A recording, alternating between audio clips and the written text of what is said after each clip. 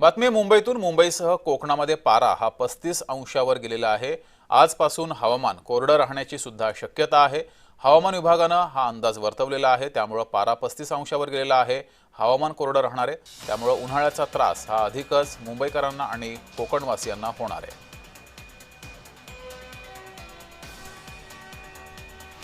अधिक माहिती घेऊया, आपले प्रतिनिधी जय पवार आपल्या सोबत जोडलेले आहेत। जय, दिवसभर कसं वातावरण होतं? मुंबईकरांना किती त्रास सहन करावा लागलाय उन्हाळ्याचा?